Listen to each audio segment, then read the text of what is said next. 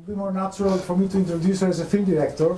Reality is that she's way more than that.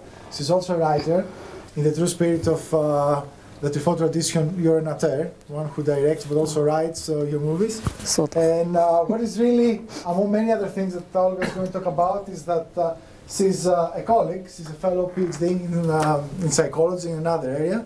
Oh, in psychology. And you started by you're also a lawyer by training. I finished the law school, I'm not a lawyer. You finished the law school, you finished the PhD in psychology, film director, writer, clearly one of the people who have really put a very personal stamp in modern Greek cinema today. I guess most of us grew up watching some really interesting movies that also address some things that I cannot recall anyone else before you addressing in movies about sex and about growing up and socialization. So thank you very much for taking the time to come be here with us. And I know you took some time away from the editing of your recent movie, so yes. we truly appreciate that. Thank you. Today I was thinking of talking to you about how a movie is born, like when you have no idea and suddenly an idea comes. If that's of interest for you, if you have other things, we can also make it happen. So the first part for me would be how a movie is born, and the second is how does it reach an audience? Like once you make the movie, how does it go out, which is all the marketing, and it has to be equally focused and creative as when you make the movie. A few things about the movies I've made. They are all comedies except the last one.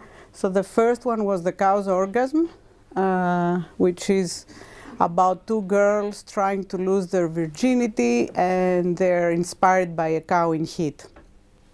So it was a big success here in Greece. Then the girls grow up, and I did the mating game. In Greek, it's called the Διακριτική γοητεία των Αρσενικών. And it's a little bit like Sex and the City, except it was released, made before Sex and the City. So then it was Risotto, which was also about relations and husbands and wives trying to raise the kids and have a job and fighting between them about whose job is more important. You're all very young here, so I don't think you are married with kids, but it's an issue many married people face. And then it was Honey and the Pig. In Greek, it was Loukoumades με μέλι, another comedy with a weird subject. I'm not going to say more about it. And the piglet as a protagonist. And then was Little Greek Godfather. And my new one to be released, which is Marjoram. And it's going to be released most probably in February 2013 or in March. So that's about it. Okay, this is a picture from Marjoram. The protagonist is a little girl who is actually on a play. Today she is opening the play, and I'm going to see her at 6:30. So I'm very happy about it. Okay, these are the movies. Okay, and now how a movie is born. I mean, really, at times I wonder myself, you know, where do ideas come from? And I think they come from any kind of different places. I'm going to talk about my first movie, The Cow's Orgasm, which has this Orgasmos Segeladas. I mean, the title that was really where did this come from? So, and for me, it was one image was like 1,000 words, and that image was a cow. So this is during the shooting. What happened is I was making an educational video about the Mycenaean civilization. And I had to go to see a slaughterhouse because somehow I had connected. It was the first glorious showing how you kill an animal in the Mycenaean civilization and the slaughterhouse day. Anyway, a weird connection. So going to the slaughterhouse, I had to go with a veterinarian. And the guy says, yeah, we'll go to the slaughterhouse, but we have to go to a cow now. I said the cow, she's in heat and I must artificially inseminate her. I said, I'm sorry? And he says, yes, I'm artificial, my job is artificial inseminator. Actually, I'm president of artificial inseminators of Greece. I said, okay, great. So there we go. There we go to see, you know, to have to inseminate the cow when she's in heat, because if the cow is not in heat, she cannot be inseminated. She just kicks the inseminator away. And I say, how do you understand when the cow is in heat? And he says, Orgasmos της αγελάδας είναι αποκαλυπτικός. And I laugh for days and days, you know, about this Orgasmos της αγελάδας. You know, a cow in heat is revealing, a revealing subject. And so then I had this idea of making a movie about girls growing up, which is so different than boys. And, you know, like boys want to go through their first time and enter the sex game, and girls are all hesitant and like, I has to be the right guy and has to be the right moment, and, you know, I really have to. And so, and somehow the two clicked together, like the idea of making a movie about two girls losing their virginity, and the cow in heat, and where are the cows? The cows are not in Athens, they're not in Syntagma Square, they are in Larissa, in Thiva, and that's how the movie got out in the countryside. This is, we are not torturing a cow, this is a cow, you know, getting out of the truck. It's one of the scenes of the film. And what happened is that once the cow got in, it became a leitmotif. So cows were everywhere in the movie. So the girls, when they have to, there's lots of adventure in there. So at a certain point they escape. They hide in, πώς λέει το στάβλος, in a stable. Yes, in a barn where there are cows.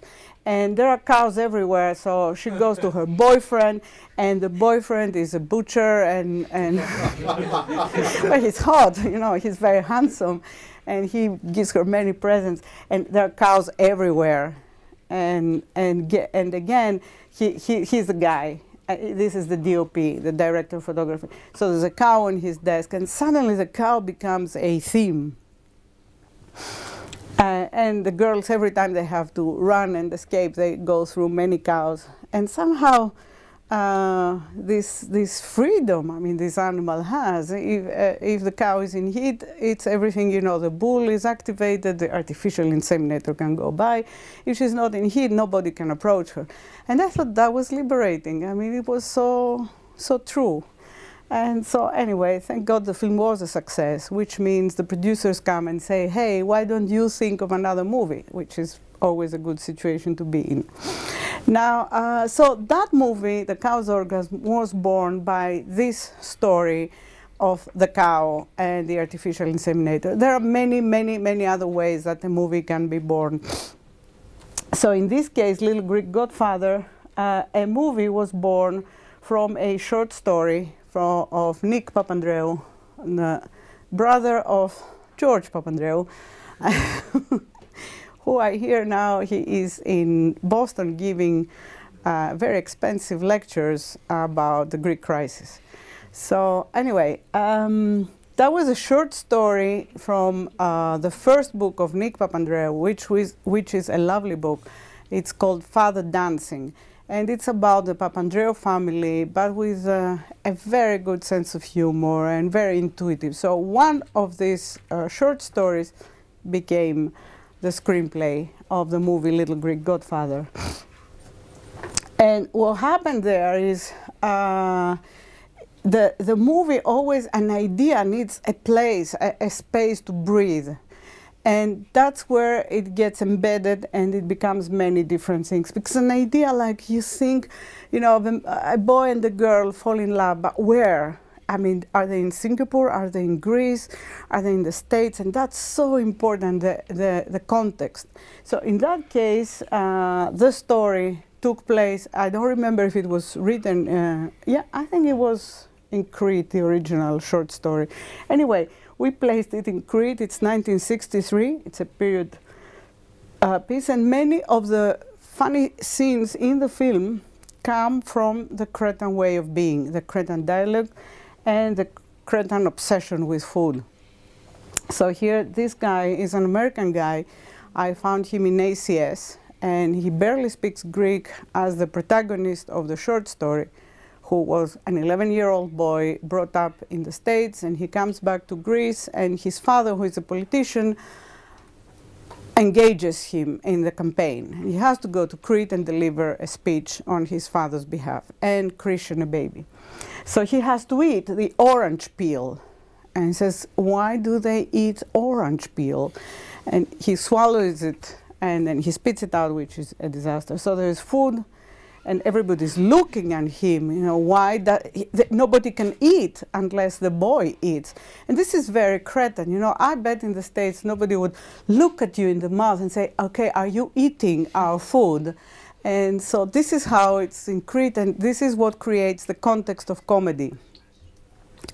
And more food, which is snails. He even has to eat a snail. So again, you know, like the story breathes in there, and that's how we wrote the scenes. And many times, you know, when we went location scouting, people would offer food to us, and we would incorporate gags from things that happened and bring them in the movie. Because an idea is an idea, but it has to grow. It's like a blanket that is all folded up, and you have to unfold it to see the pattern and feel the warmth. Okay, this is another thing that came up in Crete, and it's again very Cretan. The father in the story strives for democracy with a capital D, and the boy, his son, is obviously a minority, and he's mistreated because he's an 11-year-old boy that is forced, in a very gentle way, but nonetheless forced to comply with his father's need to promote the campaign.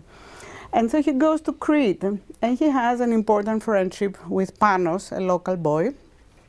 And what Panos has as a pet are hedgehogs. In the original story, we had little turtles. But then we went to Crete, and we saw hedgehogs everywhere. And so that's how the idea of a minority, like the turtle going very slowly, and the father of Panos detesting turtles because he wants progress and he wants the socialist government to come and things to change. And so he hates turtles and crushes them. We transform it into hedgehogs, which became like the symbol. I don't like using this word very much, but that's what it was. I mean, it was like crushing or not crushing the hedgehogs. It was like saving or not saving people who are different and don't necessarily comply with the grown-ups or with the authorities. Okay, now the story, of course, evolves, and many things happen. And then Mr. Panagakis, who is a great actor, very famous in Greece, Antonis Kafetopoulos, and he really did a great job there. He is forced in a certain way by his son to save the hedgehog. So what I'm trying to say is that unless we had gone to Crete, and unless we had seen all this very particular Cretan culture and this particular nature and landscape and the hedgehogs, we wouldn't have written this screenplay. And maybe if we had gone to Arizona, maybe it would have been a similar story like father and son, you know, father expecting the son to be the same as he is, and the son rebelling in a very subtle way. But the whole zest of the story, I mean, the images would be completely different. So if you have an idea or an inspiration, go to see the world of the story. I mean, if it's a cafe downtown Athens, I think you should go there a lot and see what is happening around, because you may find pieces of your story embedded in there, and just pull them out and put them, if you are writing. I don't know what your majors are. You're mostly in business, or yeah, business. Okay, well, the business has to have a story. A business has to have what? A story. A story. Yes, yes, yes. Okay, this is Marjoram, my new film. Okay, that film was the girl is the 11-year girl is a protagonist. and she's a super duper kid, very talented, very smart, very good at school. She plays the piano, the flute, and in the summer vacations she's also participating at the food show. And suddenly this super duper kid starts having some weird accidents, like she falls off, she hurts her knee, she hurts her hand, and everybody's wondering what is happening to her. I mean, she's about to be excluded from the food show, although she's a star, and everybody's wondering what's the problem. It's a psychological suspense thriller drama, and I could only imagine it in Marco Polo. You know where Marco Polo is? Is north near Attikiodo, huh? Mesoya, yes. And somehow this landscape of, you know, very pure vineyards and, you know, this kind of nature, but also some monster in there. I don't remember which is the next slide. Okay, you see, like, there is always nature and this kind of, the how do you call this? The signs, or it's, or the pillars of, yeah, that was like the landscape I could only imagine the film. And I knew it had to be there. I still don't know why, but these images were very important because the girl runs away at a certain point, and I could only imagine her running away in these locations. Yeah, like this. When she goes from her house to the studio. Okay, and I could only imagine her at this house. This is a house in Marco Polo. It's a house some friends of mine have. And I still don't know why, but it was an integral part of the story. I was obsessed with this house, and at a certain point, Amalea's sister was going to come there for the summer, and the house was not available. Amalea is the owner. And I just, you know, of course we went location scouting, looking for other houses. We did find another house, but I could close my eyes and I would see all my protagonists in this house and all the action happening in this house. And it was like obsessive. I mean, I don't know if it's good or bad, but well, we don't know. The movie is not released. We don't even know if it will go to any festival. So maybe in a year's time we'll know better if this obsession was of any value or not. This house is isolated. It's very modern, but also very bare. And this is how it looks inside. It has all these openings. So wherever you are, you have this corridor or these openings to the outside. And I don't know, but it was, I don't know if you get this feeling. I mean, sometimes when you develop a product or a project, that some parts become integral and they have to be there. It has to be people. In this case, it was the girl. I mean, the girl, I wrote a screenplay for the girl. Had I not met her in doing a TV series and, you know, working with her for 2 years, so I knew she is stable enough, she's strong as a kid, and I think she has, you know, qualities in doing a dramatic movie. I wouldn't have written the screenplay. Because this is an idea about the screenplay I had many years in my mind, but somehow the girl became the inspiration. So, okay, so this is the other thing, the house that became very important. Marco Polo, the house and the girl, and somehow the story starts breathing and developing and happening. Okay, now the second part is once you make the movie with a producer, a distributor, all the people who, the team, it's a large team, it's 25 to 30 people, and it's a lot of money involved. It costs more than buying an apartment to make a movie, so the people who invest money in it, they want to make sure they get it back. This all my previous 5 movies, I had the producer and the distributor, and they all got their money back and they were happy, which is important. In this one, I found very little money, like 1/4 of the budget. And after looking for 2 years to find the rest of the money, and the girl was growing and couldn't be anymore an 11-year-old girl to be the protagonist, I decided to do it with 1/4 of the budget and the kind collaboration of all the people who worked, who got paid 1/4 of their salary, and they will get the rest if the movie makes money, which we hope it will. Strangely, in Greece this year, another 29 projects got made this way. Usually in Greece we make 25 to 30 feature films a year. And this year, with no money, we made the same amount of movies.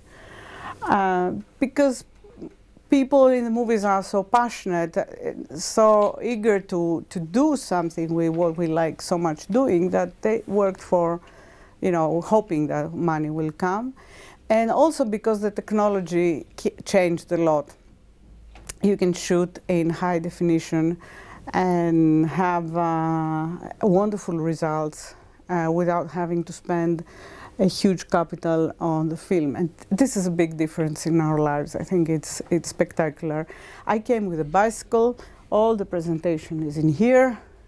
And you have 15, I don't know, megabytes. Well, anyway, it's high definition images. And so that makes it feasible. Okay, back to how does a movie reach an audience? There are 2 traditional tools, the poster and the trailer. So the poster is what we see at the movie theaters, advertises the movie, it's very important. And the trailer is the preview, what you see before that. I believe today there are many more ways, like the social media are very important in connecting advertising, coming to know about. I don't know if you heard of the film Papakaliatis, Anne, If. Big success. Lots of advertisement, very important advertisement, and lots of social media, Facebook, everywhere. Okay, now the poster, again, there's a whole series. It's very important. What's the poster? What should be in the poster? I was passionate about this poster because I like the girls. They're first-time actresses. They were 18, whatever, 19, what they were, and I was fixated with that poster.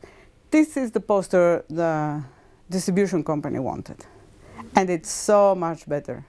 I took the picture. This is the picture I took, but I thought that the girls are okay. This is not a very nice printout, but it was nice and vivid, and they said no, this is going to be the poster, and it was so good. I mean, people liked it. It was the poster of the year. So people who do marketing, I think they know much better than the director what is important and how to communicate the movie. That was everywhere. It was the first movie that got outdoor panels. You would walk downtown Platea Klasmonos or everywhere and see, this film. At that time, Greek movies would make 5,000 admissions at most, and that had 180,000. So it was a big shift. Okay. Here is another example from Little Greek Godfather in Greek, Πρώτη φορά νονός. That was a teaser poster. The boy wants to play basketball, and Mr. Panagakis, the Cretan guy, wants him to go into the election game. That was not the final poster. This is the final poster with the 2 very famous actors just behind the boy. Initially, the film, the original title of Marjoram was Chess Games. because the girl plays chess, among all the other things she does, and through a chess game she reveals things, except nobody understands that, besides the psychologist of the show, who suspects that the girl is trying to say something through a chess game. So the original, I don't know if I have another image here. No. Okay. So the original idea was with a girl playing chess. But then Marjoram, which is an important ingredient in the show and in the story and in the revelation, Marjoram, I said, why don't we call the film Marjoram? And the distribution company, Feel Good, that just distributed the James Bond movie, said Marjoram is a better title. I pitched it around to several friends. They said, no, we like chess games, so now we are with Marjoram. And once the title became Marjoram, we changed the chess image of the girl into this image where she's cooking, and there is some marjoram. One of these, that plant there is marjoram. It's like oregano. And I like this picture very much. I think the girl is pensive and the dog is there and there is something mysterious. It's the light also. The light, yes. Like a female Harry Potter. Yeah, okay. So that's about it. Okay. And if you have questions, or you would like to take a break, or Babis will tell us. Thank you very much, first of all. Yeah, I'll go ahead with the first question. Sure. Has it been sort of a chess game for you all these years, through your movie, saying things that otherwise you wouldn't say, or you find? Yeah, no, definitely. I mean, I like doing that very much. Yeah, sure. I only wrote things, made movies about things I truly cared, and if they became commercial, that was a blessing. I never had up to now anybody saying, hey Olga, why don't you make this movie, which I wouldn't mind, except it hadn't happened.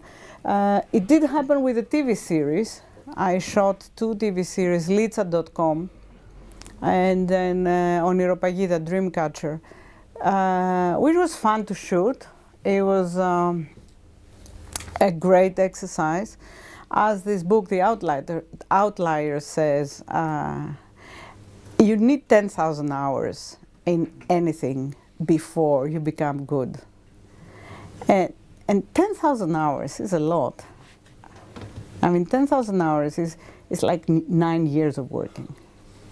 If you say 1,000 per year or more, how do you know?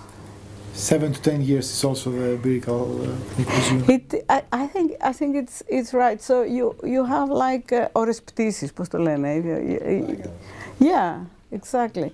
So you need, I mean, television was like, I was producing 45 minutes a week. A movie is 90 minutes, and you produce one movie every 2 years. If you write the screenplay and the release and everything and write another one, basically it was every 2 years. And the TV series is half a movie every week. It's a lot of training. And I think training is so important. So I would say if you have the opportunity, even as an unpaid intern, to get training, it's so many things you learn there. And you become better. Let's get some questions, please. Yeah, what were some of the biggest challenges you faced working from Greece, and how did you solve them, or like face them? Well, I wished my movies could make more of an international career, but they haven't made. I mean, yeah, they got some distribution, television, and a few things. But it's very hard to break in from Greece at a more international stage. If you do comedies like I did, it's basically impossible. There is a weird reverse relationship. If a movie is successful in Greece, it doesn't do well outside Greece. Safe Sex 1.5 million admissions here, a wonderful comedy. No sales at all. Because it seems that the humor, sense of humor, is very embedded in each culture. And then you have other movies like Lanthimos' movie, Dogtooth, which I liked very much. It's a weird, esoteric movie. It did 30,000 admissions in Greece after all this publicity and eligible for the Oscar. But it did get distribution, you know, like niche distribution, but it's important in all countries, including the US, which is a very difficult market. The US has 3% of the movies are non-American, which includes European, Chinese, huge market. Anything that is non-English speaking is 3% of the market. So I would like to work outside Greece, also because I feel my movies could happen in Greece, but could happen elsewhere, the stories. I have a couple of projects that I would like to do in the States, but it's very hard to move from one country to another. The argument usually is, Olga, there are, you know, another 1,000 people as good as you are. Why should we choose you? So you have to present something unique.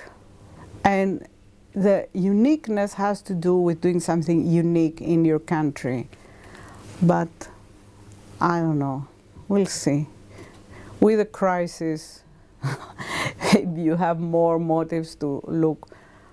If you have work here, I mean, you say, yeah, I would like to work outside Greece, but then you forget about it because you get a lovely TV series with lovely people you work with. It's very a family affair here. We know each other. It's very, it's not really industry, it's βιοτεχνία. Πώς το λέει βιοτεχνία? Well, it's like a small family bit. Please, Kostas. Two questions. What do you consider to be your artistic influences and your starting point in terms of expression? And second, your work is a little bit of a departure from the Greek cinematic tradition, from the landscape. So it's something which was not that much homogeneous to what pre-existed. And how were you kind of received by your colleagues and by the Greek film market? Okay. Being a professional. Yeah, well, there was this Angelopoulos tradition of very high art. You know, it's Angelopoulos, Tarkovsky, Antonioni. And I wanted to do something kitsch and deliberately low art. And so I like that. I thought the girls are kitsch in their dreams, the one in the cow's orgasm referring, the one wants to be, you know, the pianist of the world, and the other wants to marry the butcher, and so it's like a marriage and many kids, and so they're kitsch, and the whole movie was kitsch and low art. It was received well by the public, not so well by the critics. I mean, my God, the first Friday, 2:30 at the DOP's office reading the newspapers. I just wanted to disappear. It was so bad. Except one who said that I'm inspired from Almodovar, which was a huge compliment, and that I'm the Almodovar of Greece. So I took that and made it huge. It was very small. Anyway, as an artist, you want both the public and the critics. I got the public, a little bit of the critics, and it didn't get any better with my other movies. And so, well, let's see what we have with Marjoram.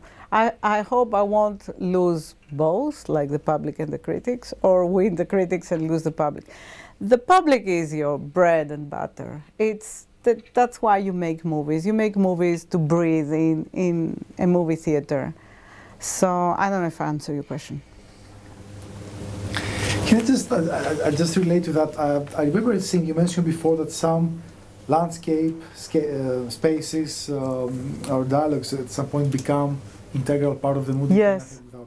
I don't know if what I'm going to mention is one, but in Hiding the Pig, you have this kind of Balkan landscape. Yes. Right? You have the funeral car going yes. inside. And then all of these things somehow, you have this series of images of the cherry trees. Oh, yes. And that's not kitsch at all. Oh, gosh, That's like a yes. different landscape. So would you like to tell us a little bit how that came? Yes, well, the cow's organ was very kitsch. Yeah, the pig, Honey and the Pig was kitsch too. Yeah, the cherry orchard, yes, oh gosh, that was a beautiful location. There is a subject of pedophilia in Honey and the Pig. It's a comedy, I swear, and it doesn't cross the border. And somehow this cherry orchard, and this man and running with a boy, it was very moving because it was these innocent trees covering these very bad intentions underneath. I don't know. I like the trees. I mean, I knew this scene it didn't happen in the end, but it had to be imagined in a beautiful landscape that will just tear you into pieces, because you know what the intention is, and it's the counterpoint, I guess. But you like to provoke, I think. That's what my mother says. Yeah, I think there is an element of provocation that I enjoy. You're right in that. Yes, go ahead. We'll actually have two questions. The second one is like a follow-up. You like provoking, but you haven't, as you said, you haven't crossed the border. No. Have you thought about doing it, like Dogtooth? I think Dogtooth definitely crossed the border. It does, yes. I admire those two, yes. I mean, you don't cross the border in a comedy. In a comedy, you make a contract and you say, this, even if people die, there is no pain. So there are two twin sisters that make the donuts, and the one of the two dies. And of course you feel no pain, because that's what comedy is all about. But Marjoram is different. Marjoram, it's not a comedy. I don't think I crossed the border as Lanthimos did in Dogtooth, which I repeat, I admire very much. It's a different style. But yeah, I can do better. I need a few more chances. My second question is very, very simple. Why are you creating movies? Is it to express yourself? Is it to catch the public? To what? To catch the public? Oh. To catch the public? Is it to express? Is it inner? Does it have to do with being recognized from the critics, from the public? Or you just do whatever you want? Well, after I finished my PhD, which I was very lucky, and I finished it in 3 years, the university said, Olga, you have a scholarship and we don't like giving degrees in 3 years. What about, having your scholarship for 1 year and, getting your degree a year later? I said, let me think about it. Oh, yes. So I took a year off and made a first. That's very legitimate in the States. It's not like here you study law, you have to go right in the profession, or the army if you are a man, or whatever. You have a straight path. So I took a year off and made a documentary in Argentina. I was then married to an Italian, so we went together. He was doing his research, and I did this documentary. We sold the car and did the documentary. And that did extremely well. And somehow this year off continued till today that I'm 52. So every time a movie does well, I say, oh, okay, good. This time it's okay. I can still stay here. And yeah, but it was on the theories of learning. Okay, so nothing to do. Huh? It didn't have a lot to do. Nothing to do with filming. No. I thought I wanted to be a scientist then. Then in the States, nobody makes you feel guilty because you don't know what you want to do. So that's an enormous freedom. So I was a PhD student behaving like an undergraduate in the sense that I would take audition courses in many different subjects. And nobody ever said, why are you doing this? This is not serious. I'm going to kick you out of my lab and things like that. No, it was, great, why not? Sorry, can I ask a follow-up question on Please go ahead, yes. There's this famous commencement speech by Steve Jobs, where he talks about, you can only connect the dots going, like looking backwards. Looking backwards, like having a PhD in theories of learning, do you believe that that degree somehow, and if it did, in what way did it affect the way you make films, and whether sometimes a hidden agenda in your films where you try to teach something to your audience? Yeah, I like going backwards too. I think it had to do more with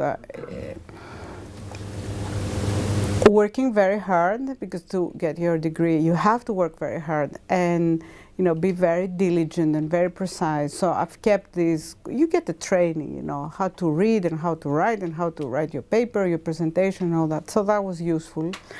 I went to the States basically to escape from law.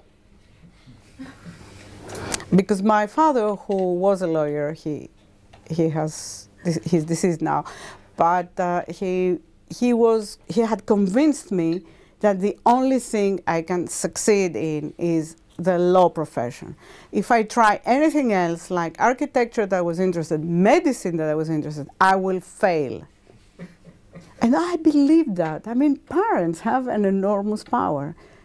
And so I studied law. So then I went to the States basically to leave Greece. I wanted to leave Greece and I wanted to leave the bar exam.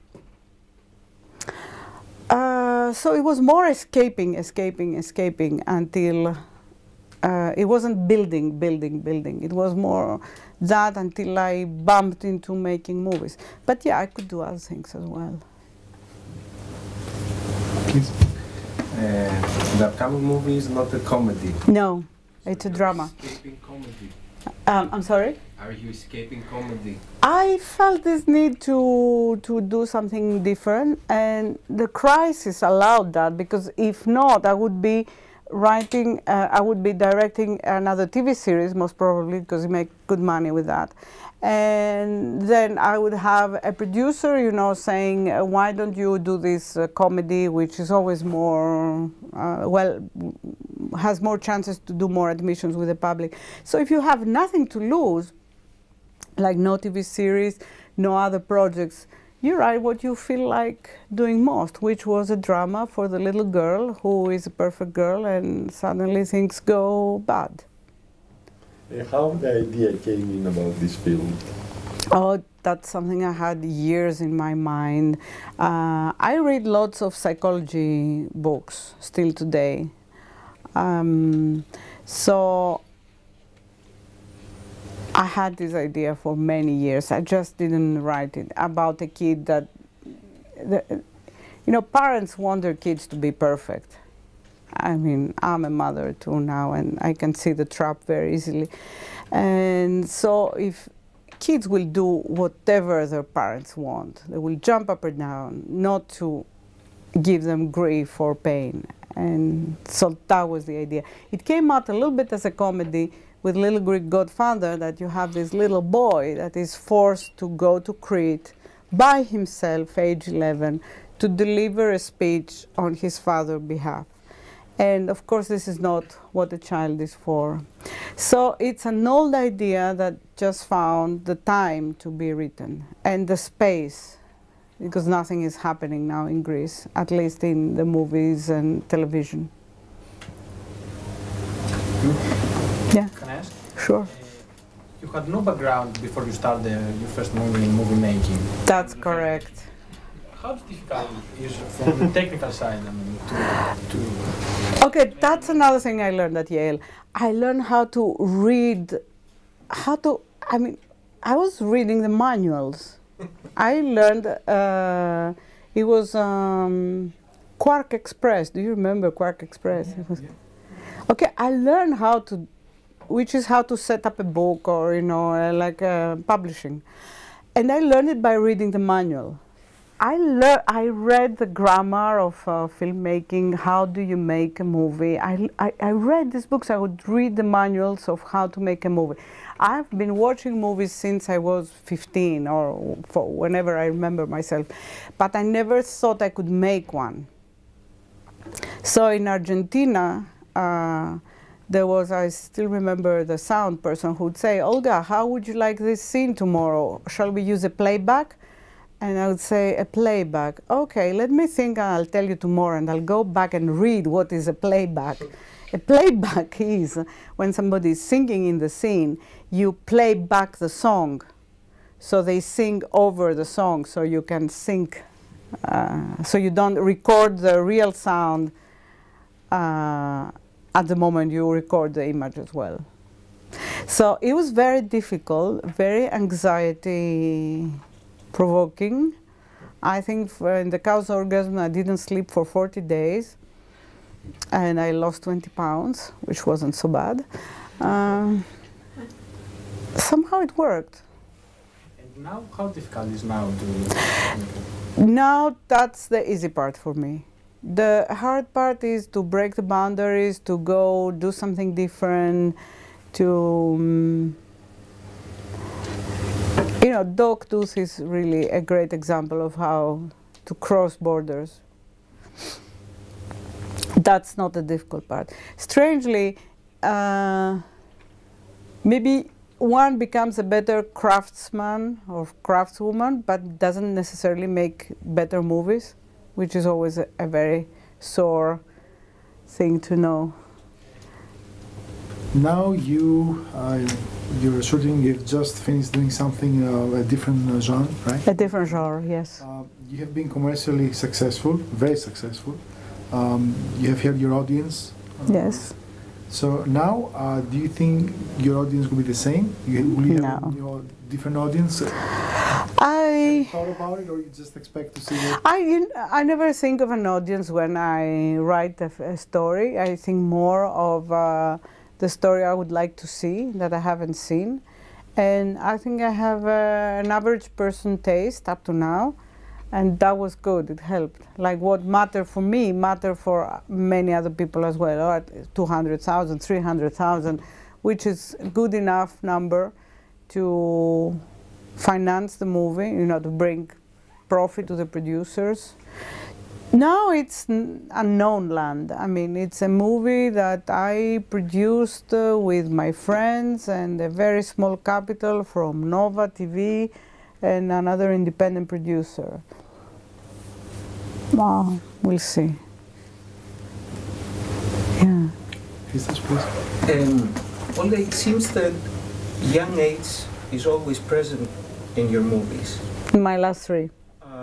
Is it because the topics, the issues of the young age, you think that are very important? Is it because you have a better connection with young actors and you feel that you can direct them better, or is it because you find that these subjects allows you to provide the comedy, a way of looking at it with a smile, a difficult issue that you can look with a smile?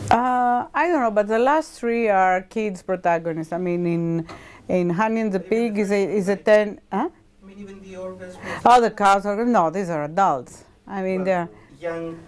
Yeah, young. Try to lose their virginity, right? Yeah. I mean, I didn't mean kids. I mean, you know, young. Yeah, but they're not 11. You know, like they are 17.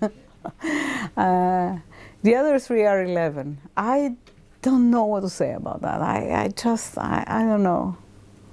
I'm interested in the subject. I think my next movie will have a woman who is 35, 40 years old as the protagonist, and it's titled Breaking the Lilies. Yeah. So as a director, you are leading many people, the actors, the technicians, yes. And at the same time you're also the creator of what you're leading, so you have a very clear idea of what you would like it to be. What kind of leader are you, and do you allow for creativity from the people that take part, or do you want to direct?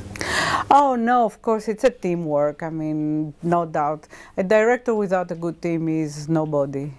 So you need a clear sense of direction and inspiration on my behalf, but it's a very common, you know, community thing. Like the art director and the DOP and the actors, everybody brings in things to the screenplay, to the shooting, things that happen on the spot. No, it's very much collaborative.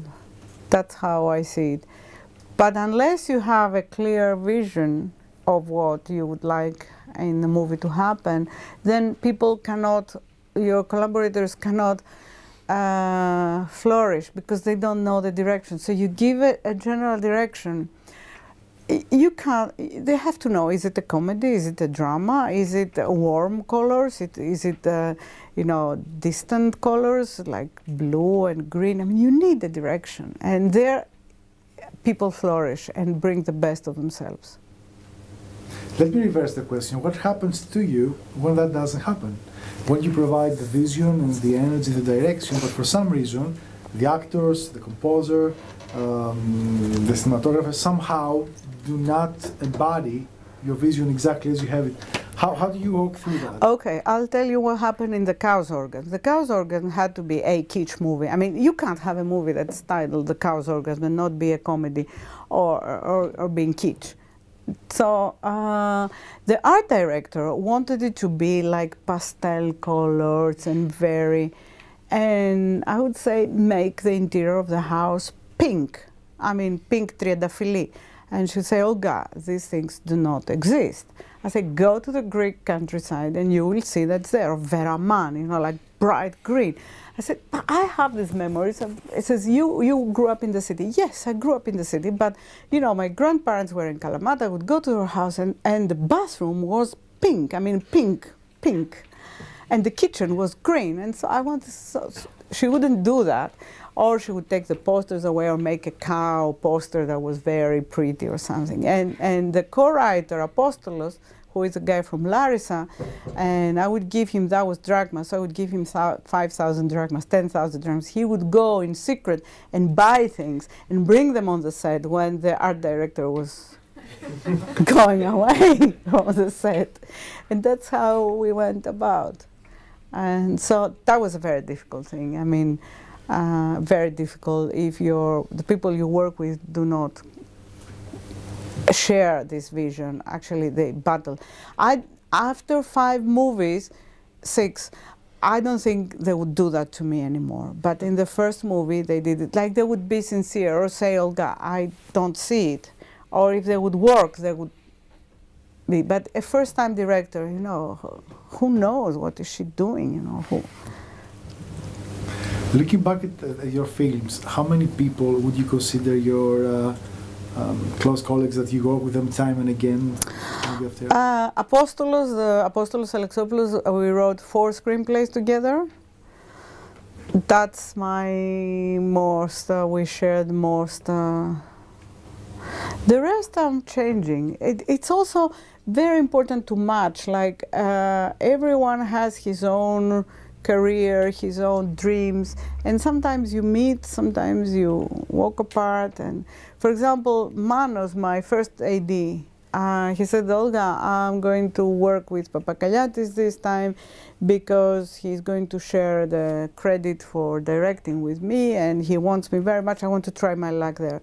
He did try. I said, of course, you should go, no doubt about it. It didn't work for them, but it's good he tried. I mean, but we didn't work together. Manos has been my assistant for 5 or 6 years in a row. So it's okay. I mean, he tried something else. It's not that I would have liked him to be on board, but he was not available. But maybe next time he will be again. So it's important that each person has his own agenda, secretly matching your agenda too, so they get out of it something. It's a step forward.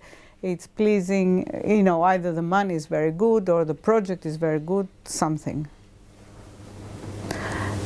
So it's an extended family. We're so few people in Greece doing movies. We all know each other. I've worked with 10 different DOPs. There are about 20 out there, so it's a small community. Somebody had a question? Yeah? Yeah. Are you writing your own script or you co-write with somebody? I bring the idea, write the treatment, and then co-write with somebody. How important in the whole movie is like the screen, the guy that he writes the kimono, the scenographer? We don't write the dialogue like that. I mean, usually you build the screenplay from the story, then you make the scenes, working in 3x5 cards. Each scene, and then you write the dialogue. It's important, but it's important to be in the same wavelength. That's And Apostolos has written his own stuff, and I've written with other people as well. So sometimes you come together and other times you drift apart. It's important to have a good screenplay, and it's very hard to make one. Yeah. You referred twice at the tickets, and I want to ask you whether commercial success and the tickets that you get into your films is a barometer kind of for the fulfillment you feel afterwards, after completing a film. Yeah, it is. Of course it is, because if you write a letter, you want people to read it, no? So it's a kind of satisfaction that people talk about it. They feel it's important to them in terms of admissions. And compared to the reviews, the balance? The reviews. The reviews are the cherry on top. I mean, if you can get the cherry as well. I don't know. If I were to choose between the audience and the critics, I would go for the audience. I had some good reviews from Variety magazine. You know, Variety, it's an international in the industry. But I don't consider myself auteur. I do the movies I would like to see, but not like auteur, like Angelopoulos. That's a very distinct style, one kind of movie, very high art. I'm very flattered if they say I got inspiration from Almodovar. I admire Almodovar very much. I enjoy his movies. Would you consider Almodovar auteur? Yes, I do. How about Ang Lee? I wouldn't consider Ang Lee an auteur, yes. Ang Lee has done, I think Ang Lee is a great director. He has done many different things. He's like a chameleon, like he gets into the story and serves the story. It's a different kind of director. Woody Allen? Auteur, of course. I mean, Woody Allen is a persona. He is himself. Please. Yeah. Would you consider changing to another language like English in order to make success more? Yes, I would like that. Yeah, there's a book I read by Gillian Flynn, Sharp Objects. It's a thriller, women's thriller. I love this book. This book takes place in Missouri. I've never been in Missouri, but I dream of the Missouri plains, and I know how to shoot this movie there, and I know it has to be there. And so, but it's an American project. It's a big project. I mean, it's suddenly from, you know, 100, 200, 300,000 euros, which is the budget, up to 1 million euros, which is the budget that I had. Even luxurious budgets in Greece would be 1 million euros, like Little Greek Godfather. There, you start talking from $5 million. $5 million is a nothing production. So it's a whole different scale, whole different, yeah. Go ahead. You said that you managed to produce the film with a quarter of the budget. Yes. Do you feel like dropping the budget so much stifles your creativity, or do you find new types of ways in order to try and fit the film? No, we didn't. We just got lots of support. Like we rented the camera almost for free.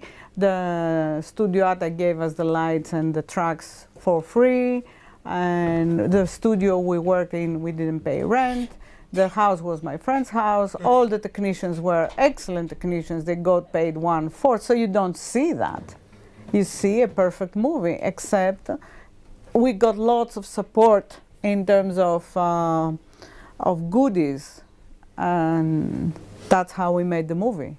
But I hope the movie will make money and pay all these people back. It doesn't show, no. It was designed like full crew and everything.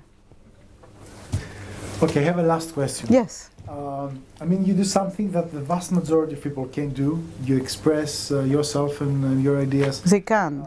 Through, you said they can or they cannot? They cannot. Oh, they can. Yes. Okay. Yeah, sure. Okay. Let's suppose they can't. Okay. I mean, technically, or not in theory, it's just that some people will do some type of profession that you cannot reach out to 100,000 people. To 100,000 okay. people. So looking at that and looking at it's a form of communication at a very large scale. Do you feel sort of an artificial inseminator? No. In your own way? Gosh, I never thought of that. I feel more like a cow. So, I don't know. It's when you make. I mean, think of IKEA. Almost everything on my dinner table is from IKEA. I mean, it's the businesses that reach out and change people's lives much more than the movies. So think of other things. I mean, you don't think of like becoming a furniture, you think of becoming a hero, right? So movies are more inspiring than furniture. Movies can be inspiring. I don't usually pose myself grand questions. It's more like, I want to make this movie. I really want to make this movie. How can I make it? And once it's made, how can we distribute it in the best possible way? And things like that. And life goes on. But it's fun. I like it. I drew the analogy because the artificial inseminator that you made, he doesn't daily pose big questions. He just keeps on doing the artificial insemination. So in a way, that's what you do. You don't do it every day. You may do it one every 2 or 3 years. With we would do artificial insemination with a movie. Like each person. That means that we're the cow. Well, it could be. I don't know. I think you throw out a movie and people decide to pick or not to pick, and to go and see it or not see it, and decide what kind of movie they see. No, I thought you were referring more that as we learn how to write, and we all learn, I mean, how to write. We write in our school years, like the portrait of a friend, you know, summer vacation, how to describe. We may also learn how to do that with using a camera or a moving camera, which is so easy today. And I wish, like a hobby, you know, like you write a letter, like you write a poem, like you write something, a memory. You may also, you know, produce a little video who is a portrait of a friend, or, you know, that captures an event you went to. And I think that's, anybody can do it. And it would be good to have training in schools how to communicate your ideas visually. And today you can have an editing suite in your laptop. You have a small camera or even your cell phone, your iPhone, and do it. I don't say that everybody would become a filmmaker, but you would have many more people becoming filmmakers and many more people expressing something visually. So in that I was referring. That was the artificial inseminator is your story. Okay. Okay. So, by the way, these folks, the final assignment for the class, they have to film something. Oh, okay, good. Very much in line to. Okay. Thank you so much for coming. Okay, thank you for inviting me. Thank you.